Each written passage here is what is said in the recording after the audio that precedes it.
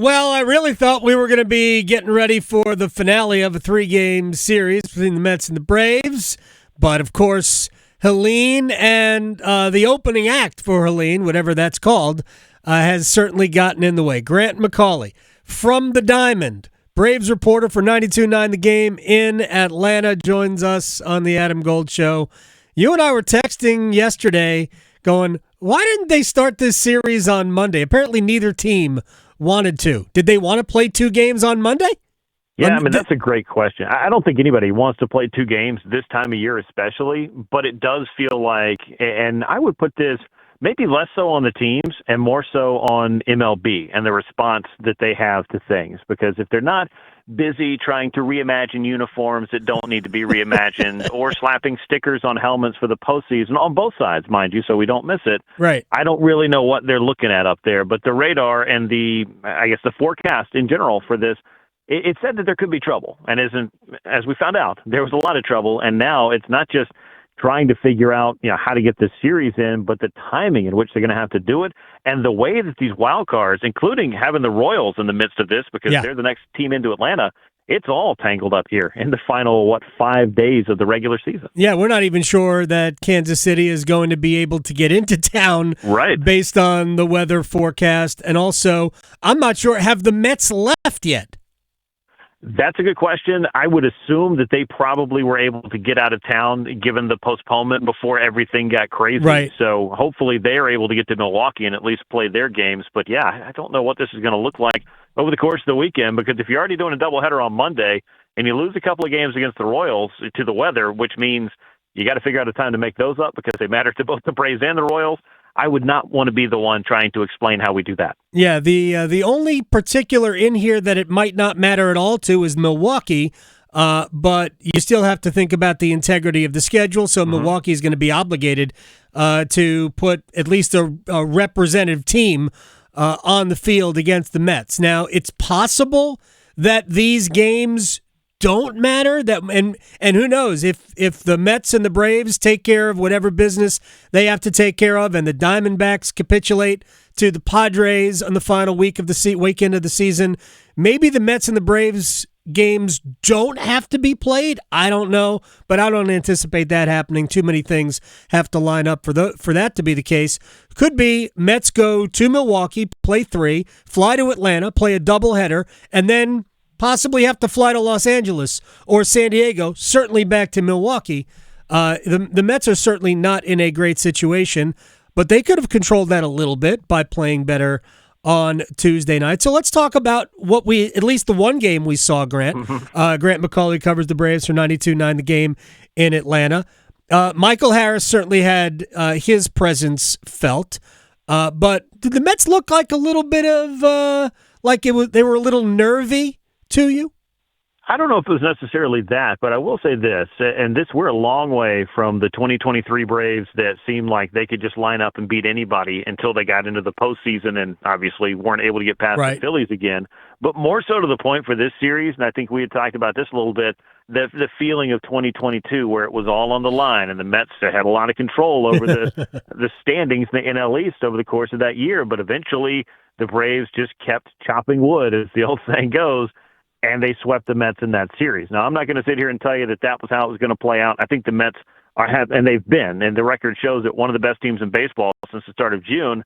And maybe it's just going to be a back-and-forth battle, which is more of what I expected when these two teams meet up. They were 5-5 coming in. Yeah. I didn't feel like anybody was going to roll over the other one. There was just going to be the back-and-forth that we've been accustomed to.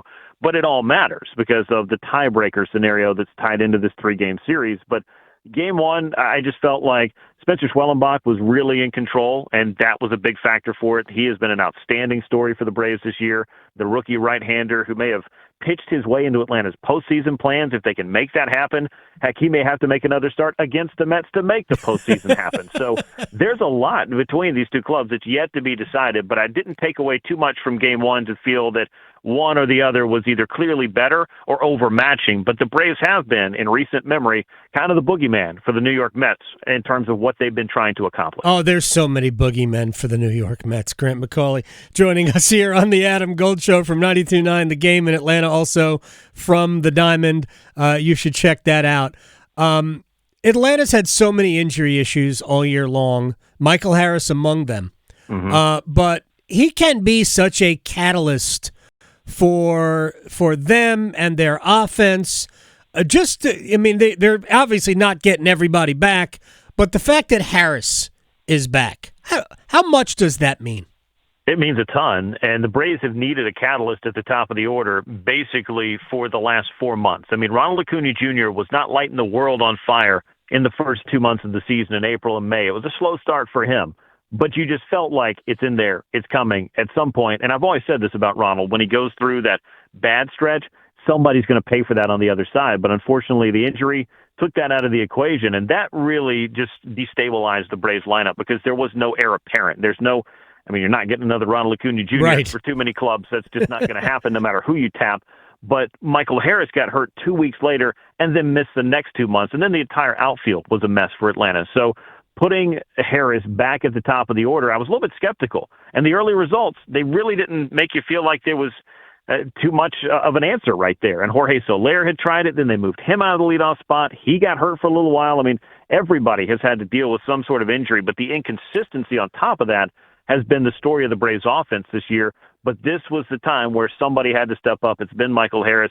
Last 13 games, batting well over 400. He's got 7 home runs. He's OPSing about 1,300. Yeah. He's in the midst of an 8-game hitting streak, the last 5 of which are multi-hit games, including another 3-hit game against the Mets the other night. He's just gotten hot at the right time. And he showed last year in the second half he was capable of this. And again, there's something to be said for timing.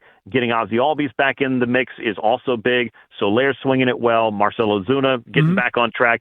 And Matt Olson has been very good the last couple of months. All of a sudden, the Braves offense could feel like the Braves offense, but they needed somebody at the top, and Michael Harris is the guy who's kind of lighting the fire for the Braves now. Yeah, but Michael Harris doesn't have a hit song like Jose Iglesias of the Mets. The other thing about the Braves that, to me, has been a constant, really, I don't know if all year long is the case, but certainly for most of it, is that they've gotten really good starting pitching. Yeah. And if we were supposed to see Chris Sale yesterday, my guess is he'll pitch against the Royals, so we might not see him Monday. Is there a chance that the rotation is reconfigured to set up, maybe better pitchers for that Mets doubleheader scheduled for Monday? I don't think that you can do too much in that regard because you still have to respect the series against the Royals, who are also fighting for their postseason lives and are not one of those series where, and I can't really even say this with a straight face this year, it's not the Washington Nationals, but the Braves lost 8 out of 13 against the Nationals. So who's to say? You got to respect your opponent, and I think that's kind of the bigger picture. And if you want Chris Sale to be able to maximize his impact over the final 5 games of the regular season, if they play that doubleheader in full, I think you've got to have him go in that first one against the Royals and then have him just gassed up and ready to go if you can get to the wild card. I really feel like that at this point is kind of what they've been pushed into. They may see it differently, but you got Max Fried, you got Charlie Morton, Spencer Schwellenbach can be back in it, and the wild card to me in all of this is Reynaldo Lopez is eligible to come off the injured list today. But how many innings can you ask of him coming off the IL, and then how much are you asking of your bullpen? And would you even think about bringing a minor league pitcher up, given that the season's been over for going on a week? They might have continued to throw, and I'm sure they have in the background, but, man, that's a pretty serious layoff at a time in which I don't know that you want to introduce too many variables to your equation, but they got to cover those innings, especially if they have to play the 2 games against the Mets. Grant McCauley, as we say goodbye, at Grant McCauley on Twitter from the Diamond, Braves reporter for 92.9 The Game in Atlanta. I've been saying for quite some time that I actually think that both the Mets and the Braves will get in and Arizona will fall out. But because they have 3 games left with the Padres, who it's still a long shot for the Padres to catch the Dodgers. Padres must win, I guess, tonight to get within 2 and then hope.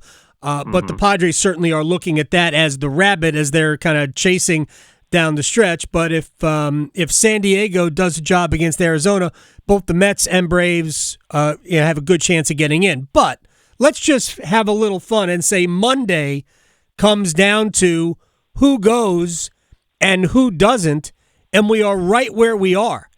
Braves would have to win 2 because they would have won the season series if they win 2 out of 3.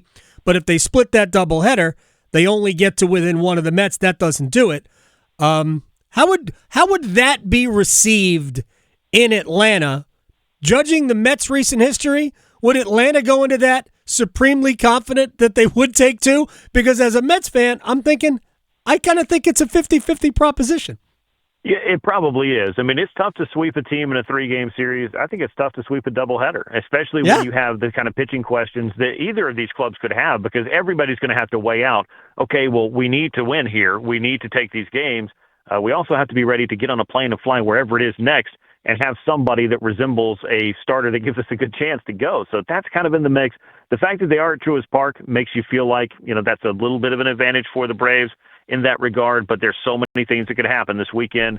If the Braves get swept, then this whole thing probably doesn't matter. If the Mets get swept and the Braves sweep, you still have to get in and play at least one game of that doubleheader, and those are just the two extreme ends of the spectrum. I don't know. This has been, I was just joking earlier today. I did a call in on 92.9 The Game, and I said, look, I've got to come up with a Venn diagram that lets me know how everybody overlaps here so that I can figure out where in the world we might be come Monday. But I do expect them to play at least one game. But how exactly they get there and what it looks like between now and then, I think we just all need to buckle up. I do wonder if the outcome of Game 1 settles everything, will they completely abandon Game 2? I would hope that they would.